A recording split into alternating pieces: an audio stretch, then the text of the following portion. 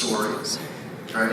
Every story's been told, but not told through your lens, right? So once we see it through your lens, it feels different, and now it should look different, right? It should tell me something specifically by the way you decide to put the camera, the way you place the camera, and what's in front and behind the camera, right? Those things matter because that's how I connect. That's how all of us connect the story. That's how Lupin is such a great show. Startup. It's such a great show because it's just based off of the way it's shot. And it's shot handheld. Startup's a great show. It's on Netflix. If anybody hasn't seen it, you should. It's a great series, and it's about Miami. But it's shot in a way that's diluted in production design, but really big on production value. What I mean is production design is placing things behind us, putting things in front of us, you know, the water bottle on the table with the marketing portion, all that's cool, and you do need it. But sometimes you can just live in a world where that world speaks for itself. In that show, the world just speaks for itself. They walk in these little bitty homes with these big old cameras and squeeze through these little bitty homes, and that's what people love about it. So that's a very important piece in your distribution. Because the better that becomes, like with Issa Rae, it started off on YouTube, but because her production value was so well done, it made people notice it at higher levels, right? She would have taken a deal from pretty much anywhere. She got told no a lot, but she kept adding. Every episode got better, and every season got a little bit better, right? She started to apply these things, and then you go through places and you get your distribution through whatever content you can or whatever content provider is providing distribution, and you move that chain along, right? It's not this project, it's your next project. So whatever you're doing now should be good, but you should already be looking forward to whatever you're gonna do next, and that project should be growing. And that's what these panels are all about. It's funny that you mentioned startup, so I didn't speak too much. It's funny you mentioned startup because me and Grant had a good, and some other crew out there had a great conversation about just character development. That's part of the storyline. I think character development is clutch, is crucial because you have to relate to the characters and really get involved with the characters and their backstory, and that's something else too that really brings something to life. It doesn't matter who the name is. It could be anybody, like with the Issa Rae. When you get attached to the characters, you feel their emotions. Sometimes you hate them, sometimes you love them, sometimes you're like, what are you doing? Like, you really get involved and yelling at the screen, is that? Yelling at the screen, cussing people out, like, what are you doing? Like, come get yourself together, like when you really get involved, you're attached because you see either yourself in the character or you know someone that's just like that character, and so that's how people really get involved. And it doesn't matter who's behind the screen, it's just how well that character is developed and their backstory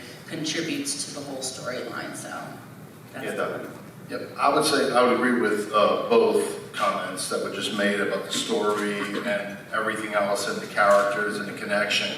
But I'm going to divert a little bit from it because I'm a distributor that I'm going to basically say we are like the equivalent of an Ellis Island, so to speak, with the Statue of Liberty.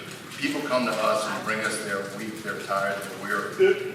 And what we do is we look for opportunities amongst this batch of films to scope and scour and look for things that they're pointing out. Issa Rae is more of the example of a Blair Witch. It's not always going to happen. There's a lot of people in this room that want to be the next Issa Rae, but they might not be the next Issa Rae because that was lightning in a bottle, so to speak.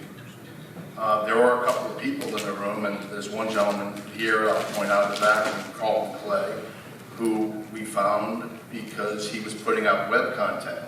And we saw some of his web content, we liked it, and we turned it into feature films because he had the good story development. He had the good characters, he had the good things, and we just felt that he needed, a partner like us to turn those ideas into a feature film and then put them out. So, not to get too long-winded here, but we receive about 100 films a month into our office, 1,200 a year. We pick up about 100 movies a year. And sometimes there's movies that don't have the elements that they're mentioning, but there's commercial viability where there's an audience that wants to see it. And it might not be the cup of tea for everybody in this room, but those movies work too. And there's other times that movies are beautifully shot and beautifully told, but then they don't have the commercial connection to make the financial sense come back, that the distributor gets the money, he can recoup or she can recoup their costs, and then the filmmaker gets their money back. So it's really, I'm from New Orleans, so I use the terminology, it's a jambalaya or a gumbo, so to speak. And what happens is you're looking at everything. Yeah, so you need some spice, you need some meat, you need some broth, you need a chef, okay, and you need somebody to serve the plate, so to speak. So with all of that going, it's a combination of what everybody feels in this panel. And one last thing about Issa Rae is that many people that are in Issa Rae's shows don't get the breaks that Issa Rae has gotten.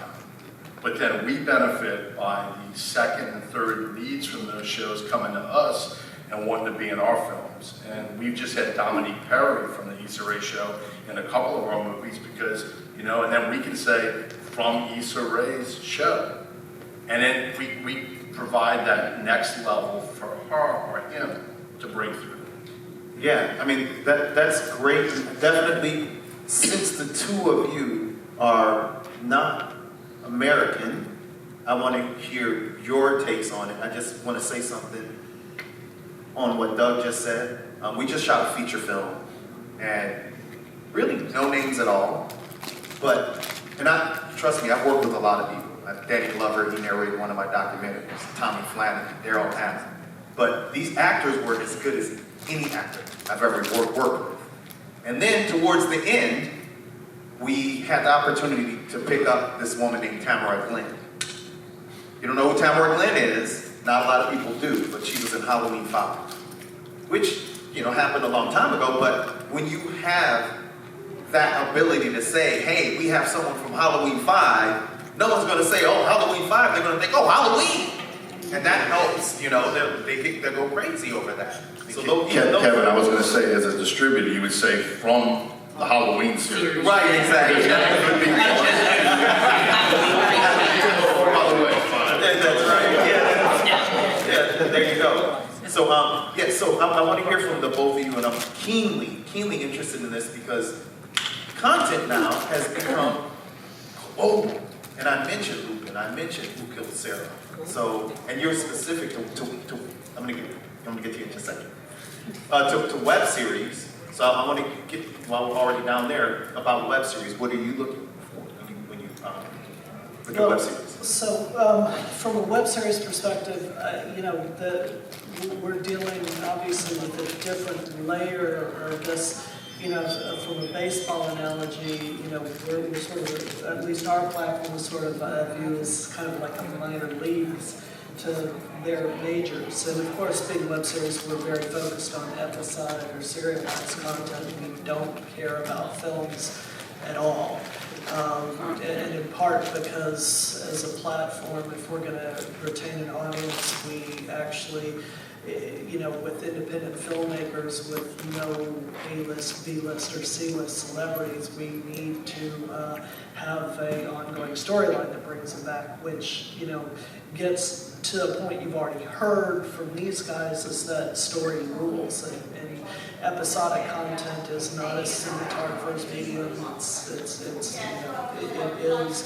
a showrunner's medium. It's all about the story. It's all about creating characters that draw the audience back. And I want to say it too. Lupin is great, and that's what brings you back to that show. Is that's got some of the most amazing, unique characters I think that's in episodic television right now.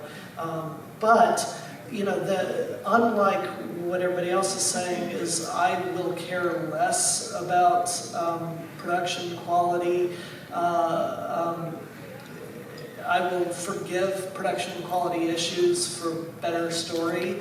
that doesn't mean that, you know, and that means that if your goal is to be on Sika TV and that's it, you know, that's great, but the problem is that if your goal is to be on a platform like we're a minor leagues and you've got, you're sacrificing some production quality, that means you're not going to get noticed by these, you're going to make me happy, well, I'd be happier with better production quality, but I'm more forgiving if you, and that's why, to the point that was made at the beginning of this, thinking about what you're going to be doing before you go for a distributor is critical to how you approach things like production quality, how you approach your budget, and all those other things.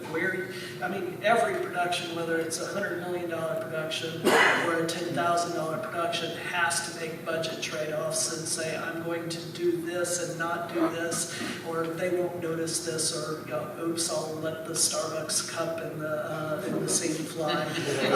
You know, and those are all, we all make these money things, and you can't make those trade-offs intelligently if you don't know the goal of what you're going to ultimately be doing, what this work is. And the one other thing I want to add that we really care about, in particular, because we are that sort of entry, well, we're not entry level YouTube, but we consider the entry level, so we're sort of, you know, we're you've graduated beyond YouTube. So we care about, and this is a do as I say, not as I do, because I don't do a great job of this with my own web series, but we look at what you do on social media. And if we have a choice between two shows and one's borderline, but does really great with social media, and another is borderline but a little bit better from a quality perspective, we'll take the one that's doing a great job with the social media, because that is how we're both going to build an audience for your work. Yeah, that's great. But you know what? When I think about this, the social has a lot to do with the story too, because that's part of your story. I run a multimedia company, so we do entertainment on one side, and we do branding on the other side. So we have huge corporate clients for the branding side, we have medium-sized clients, we have individuals on the branding side. But what we always tell them is, what is your story? We want to tell your story. And we do everything from figuring out where they place in the marketplace, to their color scheme, to their themes, websites, their social. We put on events and cover events, and of course any visual stuff, branded documentaries, branded films, and stuff like that. But there's a through line, which is the story. And what's important in terms of the story is that social. What is the message that you're putting out about your project? That's one thing. The second thing is, every point that you put out there talking about your project is a promotional point. Even if you're doing a crowdfunding, you shouldn't think, oh, I'm doing this crowdfunding campaign just to make money. Every point is an interjection point to get your word out, to get your project out there, and it has to be thought of accordingly. The quality of what you put out there. If your poster, if you have Joe down the street whose son is a graphic designer and he's okay, forget about Joe. Get something that you can have the quality already that you're going to put out there, your poster. Every single collateral that's a part of your story, because that is part of your story. Okay, so I'm going to shut up because I really want to hear this opinion, and you're going to have a different kind of opinion as opposed to everybody else here, because you're based in Argentina. Yeah, so please. Well, I think that everybody writes in order to tell a story in this industry, right? In the video industry, in the film industry, everybody writes. But then when we decide to move to web series, because we have written 90 pages of script and we can shoot a movie, an independent movie or a mainstream movie or whatever, or we can turn this into a web series. And sometimes we choose a web series. Why? Because it makes you independent. It makes you free to tell the story the way you want to tell the story. So, I think that the most important thing here is not only the story, but the way you tell the story. Why makes your voice unique? I think that's the most important thing here. And when we turn to web series, we turn to the web series because we know we can prove ourselves in this field. We can prove our storytelling, we can prove how we reach an audience, and we can have like this whole project. We can have our socials, our characters, and our story, and the way we tell the story. Everything is like just, everything together makes this product. And then you can go to a platform and show the platform your metrics, the way you tell the story, the way people engage with your content. And maybe this huge platform will be interested in your content, even if your content is not, that doesn't have these production values. The important thing here is how you use your limited resources. How well you use your limited resources. Okay, I'm going to shoot a story with my phone. Okay, how well are you going to shoot the story with your phone? Because here you have a great camera and maybe you can justify using a phone to tell your story. Very good project, paranormal activity. They found this niche in which, okay, I'm going to shoot with a security camera or a video camera. And then we're going to create this marketing campaign and we're going to the social networks and they created a hit. No, I think that the web series field, it's where we can create these scaled hits which we can prove that we are talented, that we can reach audiences, that we can move the hearts, touch the hearts of our audiences, and then move to the platform and tell them, okay, I want to bring this show, or I want to create a new show for your platform. So I think that web series is a field in which we can prove ourselves. Here, in Argentina, in any part of the world. Wow, I'd that's like great. to add to that actually. You know, a lot of the bigger platforms don't sleep on formats. So you can have these great web series, yes, low production quality or not the best, but sometimes the story can be so unique and so different, so innovative that you can take it to a bigger company and they're like, you know what, we like that synopsis, we like that. Just give us, create a Bible, create everything, give us the script, and we'll redo it. It's still going to be based around what your creative aspect of it, but the major corporations will take it and make it bigger, and you can still eat off of that as well. So that's also another option to think about. Yeah, I want to add to that too. To that point, the paranormal activity type of situation.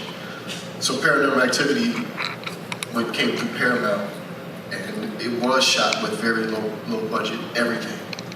But that's not the paranormal activity you see in the theater, right?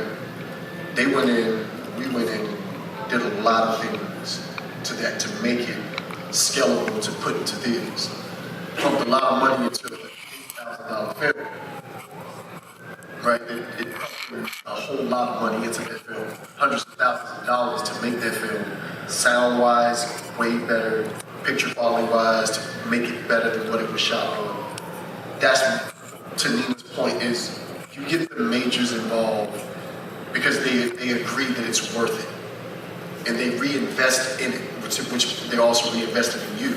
And I also want to add to the point of when you're dealing with whatever distributor, whatever company you're dealing with, the goal is growth, right? We're all looking for growth. Doug has distribution, and I don't call them numbers because I get tied to these numbers, but he can distribute films that maybe come through the door at the 5,000 mark, the 50,000 mark, 100,000. I'm sure that there's a number that they come in and go out at. They don't all fit the same bucket, but there are qualifications for those numbers, right? Same thing with your web series. So the goal is to, again, to sort of piggyback off that last thing I said, is whatever you're working on now, start looking at what you're going to work on next and how you're going to add those things to that to make it better, right? This is all learning. We learn every day in this industry, right? This industry moves. We're 6 months ahead the whole time, right? COVID gave us a whole new understanding of how this industry works because we're always 6 months ahead and we weren't anymore, right? So we had to find a way to get back to being 6 months ahead. Like we had to figure it out on the go.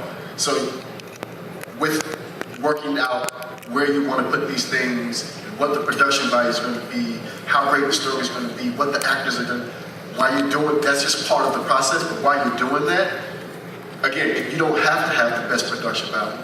You don't have to have the best quality of film. You don't need the ARRI Alexa cameras or the Reds. Yeah, if you have them, great, but if you don't, you know, there's other cameras that you can have that shows your growth as well. So this is all about growth. The more you grow in this industry, the better opportunities you'll have, right? Because we'll go to the matrix of something that you send someone, but they'll bring it in and say, well, look what this series did for us. And then we'll look at it and go, you know, that actually looks really good. And then the social media part does come into play. That's just the world that we live in. The biggest stars on the planet only get paid what they get paid because of their social media followers these days. So no matter what scale you're at, all these rules apply. It's just going step by step by step by step, right? Issa Rae, my last point, she had about 4 series on YouTube at that time, right? Wasn't one, it was about like, she had like 4. Yeah, Giants was the last one that really got her kicked in. But everyone got better, right? Well, some didn't have, like, you know, to your point, some didn't have great production value. But by the next one, it got better.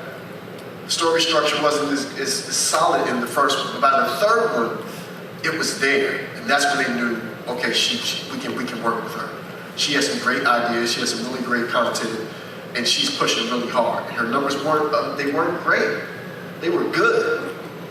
So again, just in that growth, as you're going to get a lot of information, and we're coming from all these different angles, it all applies. It's just one step at a time. That's all. I would take all the information, because I agree with everybody. I think everyone's point was valid, and I understood everything that they were saying, every point that they were making, because it was all true. But it's step by step.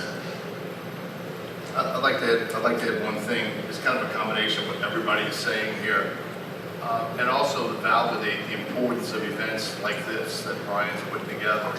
This is a cultivation. This is a point where something is growing, something is happening.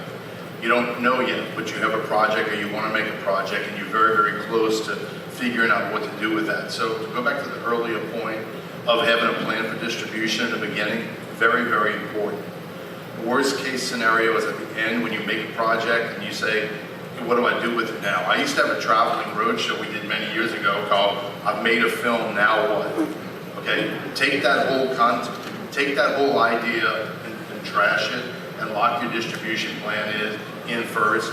Go down with a choice of 3 different companies maybe you want to go with. Also to Grant's point, there's companies that specialize in a horror movie. There's companies that specialize in martial arts. There's companies that specialize in black cinema like we do. There's companies that specialize in foreign films. Don't go to a foreign company and bring them a Black Hood movie. Don't go to a Hood company and bring them a foreign movie. It doesn't really make any sense. You're just going to get a rejection and you're going to feel a little bit strange about it and not understand why it's rejected. But everybody has kind of a blueprint. A bigger studio, they kind of have an umbrella for everything. But specialized niche companies, that's usually people's first mistake. They go to a place and send a doc to a company that doesn't take a doc. Another point I'd like to make is I see an actress that we work with a lot in the audience, Sophia from Dallas. And why I'm going to bring Sophia up is because a few years ago I found a 17-minute short in Dallas called Stolen Virginity. And don't let the title fool you, it's not what you think, okay? But I said, this could be a film. And I talked to the filmmaker, and we turned the film, 17-minute film, into a feature film. We put it out, we got it in a Walmart, it's living everywhere digitally on every single platform right now. I also want, as a sign of encouragement to everybody, as you mentioned that a feature film is not of interest to you, generally web series are not of interest to us, or they haven't been, but they are now, because we found 3 different web series last year, and I'm not going to tell you which 3 they are, but 3 web series that we found, we edited and turned into a feature-length film. And 3 of those films are in Maverick's top 10 performers. So, it's a very impressive thing to say. So, they were movies they were web series that people putting on YouTube and trying to get traction on YouTube. And we thought that it looked good, or that it was well made, or that it had potential. So we took it and we basically sewed them together, made a film. It's kind of a proof of a concept sort of thing. Put it out, and they're doing, very, very well. So the part that I always want to leave everybody with is that there's different ways to be creative in this industry. There's ways that, don't shut your door to a web series if you're a feature film company. Don't shut your door to a doc if you're a feature film company. If the doc is on brand and the doc is targeted to your customer base, then maybe put that doc out, okay? And also, web series, if a series is your dream and the path forward to get to that series is to make a pilot or an episodic of a feature-length film of that series, maybe that gives you the traction that a filmmaker needs later to really make the series. You can say thank you, Doug, or thank you, Grant, or thank you, Nina, thank you, whoever. And now that I have your attention, Mr. HBO or Showtime or Paramount, I'd like to make a series. I'd like to add a couple points. One big example of web series just skyrocketing and getting noticed is in Brazil, called Corta dos Fundos. Is very huge comedic web series. I don't know if you're familiar with Argentina. Yeah. It's huge. Like they were number 2 on YouTube in all of Brazil. Like that's why I say like the numbers matter, and they have a solid team. They just kept at it. They had so many just episodes. It's just constant. It was very edgy. So they just warmed down. Yeah, they just were hitting them with episodes and episodes, and they had some very controversial stuff with Jesus and all this other stuff, but they broke barriers in Brazil and they caught attention, and they caught so much attention with Viacom that, they did a joint venture and they still have their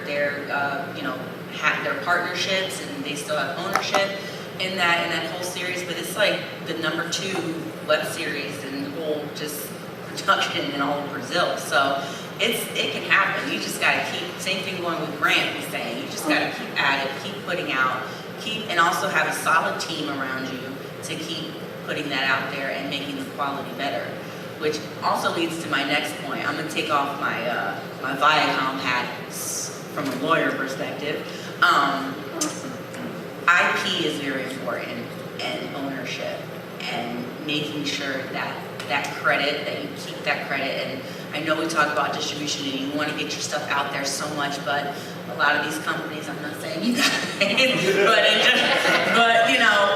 when you get to that level, those contracts are lengthy, and a lot of hidden stuff is in there, and like, ownership, this is work for hire, like, no, everything you're creating is ours now. Like, those are just things to just keep an eye out when you come to these distribution deals. You get excited, you're like, oh yes, they want me, and then are you willing to sell away all your rights to this? Like, are you willing to sell away all your creative control for all this stuff you put your effort into? So that's definitely something to think about. So in the web series world, that was a huge problem with a lot of the European distributors.